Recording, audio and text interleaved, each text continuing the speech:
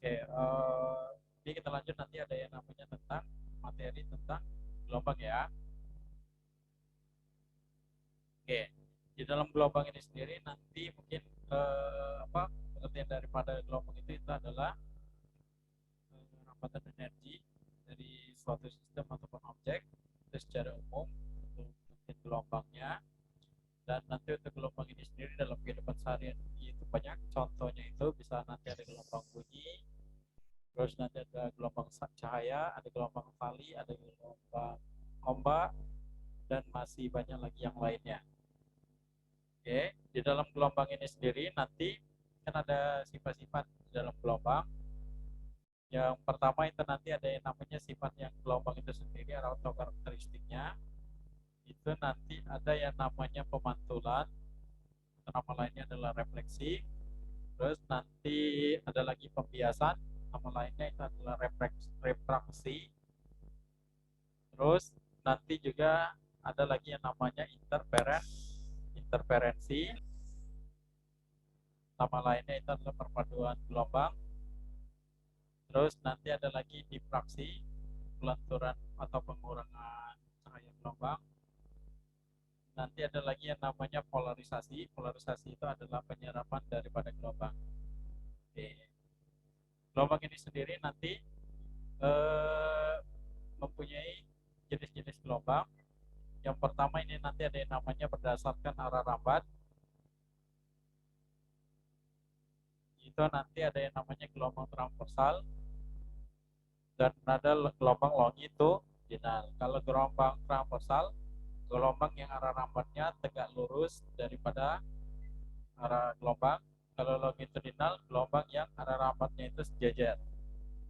Terus nanti ada lagi yang namanya gelombang berdasarkan medium. Oke, gelombang berdasarkan medium ada yang namanya gelombang mekanik dan ada yang namanya gelombang elektromagnetik. Kalau yang namanya mekanik artinya gelombang yang membutuhkan yang namanya medium, dan ini biasanya membutuhkan yang namanya gaya. Terus nanti ada lagi yang namanya gelombang elektromagnetik. Ini nanti gelombang yang bisa menggunakan medium ataupun tanpa medium. Nah, untuk gelombang mekanik ini contohnya itu adalah gelombang bunyi, gelombang tali, dan masih banyak lagi yang lainnya. Terus kalau gelombang elektromagnetik ini nanti contohnya misal itu adalah gelombang cahaya. Terus nanti ada lagi gelombang berdasarkan amplitudo. Ini nanti ada dua jenis, ada gelombang berjalan dan ada gelombang diam. Atau nama lain diam ini adalah stasioner. Kalau gelombang berjalan, ini nanti contohnya itu sendiri itu bisa gelombang tali atau gelombang pada misal pinggiran pantai atau pada air. Terus nanti ada lagi yang namanya gelombang diam stasioner. Nah, untuk gelombang berjalan itu adalah gelombang yang mempunyai amplitudo tetap dan frekuensi berubah. Kalau gelombang diam, gelombang yang mempunyai amplitudo berubah, frekuensi tetap. Oke, itu untuk jenis gelombang. Terus nanti di dalam gelombang ini sendiri yang lebih utama nanti itu kan ada yang namanya besaran fisis di dalam suatu gelombang, itu nanti biasanya ada tiga.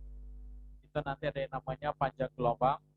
Panjang itu adalah L, gelombang itu adalah N. Jadi kalau diambung panjang gelombang. Panjang gelombang dilambangkan dengan lambda, biasanya satuannya adalah meter. Panjang itu adalah L atau jarak, boleh juga L, boleh X, boleh S. Terus nanti ada lagi N, ini adalah gelombang. Oke, satu gelombang bisa dikatakan satu gelombang itu adalah satu bukit satu lembah. Ini contoh nih. Ini ada satu bukit satu lembah.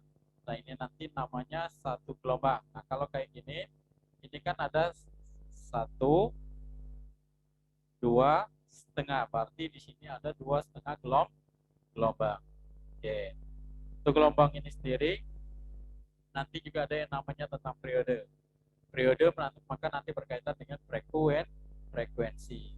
Kalau periode itu adalah satu per frekuensi atau boleh juga T per N. T di sini adalah waktu, N ini tadi adalah gelombang.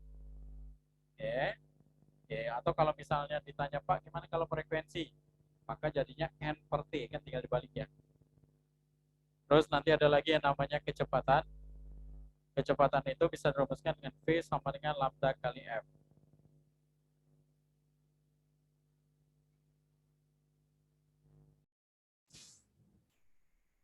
Oke, selanjutnya nanti ada yang namanya nanti dalam gelombang ini sendiri lebih utama nanti akan kita pelajari nanti yang pertama itu ada yang namanya tentang gelombang berjalan. Gelombang berjalan itu artinya gelombang yang apa tadi, amplitudo tetap dan frekuensi baru berubah. Ini ada gelombang nih. Nah ini yang namanya amplitudo.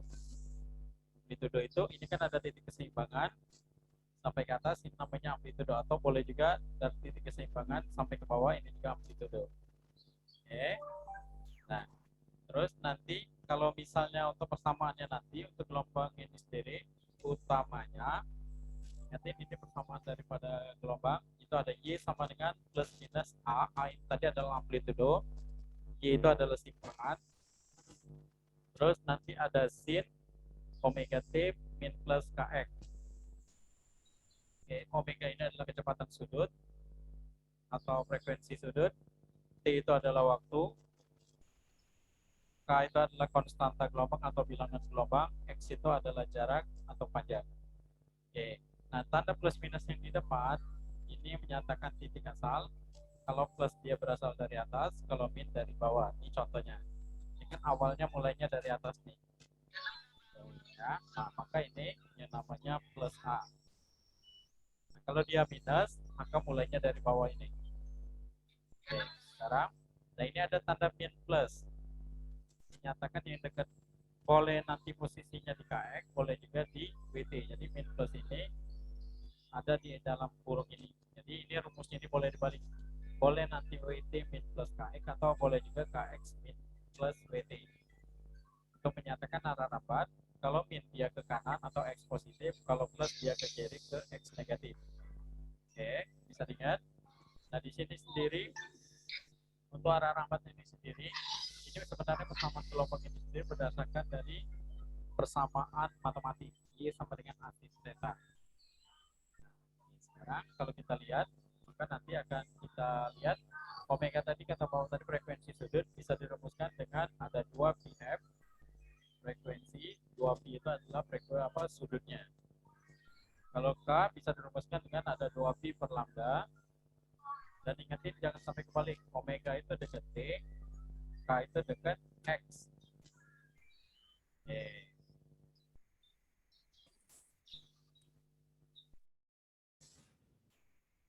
Oke. Maka nanti yang selanjutnya di dalam gelombang berjalan itu sendiri, kalau dia nanti ada jarak atau simpangan, oke, jarak dan simpangan, maka nanti akan ada yang namanya kecepatan dan percepatan. Kalau kecepatan didapat dari simpangan tadi, dari perumusan turunannya. Mungkin kalau dalam matematika udah belajar yang namanya turunan dan integral. Nah ini bisa dirumuskan dengan AW cos WT min plus KX. Kalau dia maksimum, ya Nafi. maka kalau dia maksimum sudutnya dicoret, maka sisa AW. Jadi kecepatan maksimum PM bisa dirumuskan dengan AW atau A omega.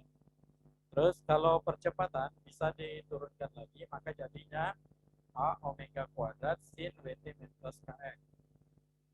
Bisa dia dimaksimumkan, maka jadinya ini seharusnya ada tanda min ya. Min itu sendiri menyatakan turunan daripada cos. Terus kalau dia maksimum AWW atau AW kuadrat.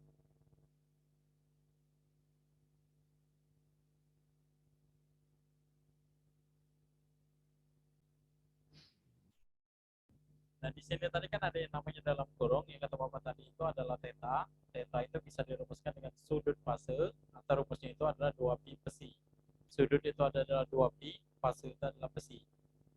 Fase atau besi itu bisa dirumuskan dengan X per lambda atau boleh juga F kali T, tergantung apa yang ada di soal. Kalau misalnya nanti Pak gimana kalau dia ada dua-duanya, tinggal sama dengan di sini ganti dengan plus minus. Tapi biasanya cuma salah satu. Oke. Nah, dari fase dan sudut fase ini merupakan landasan di dalam apa? gelombang berjalan ini sendiri.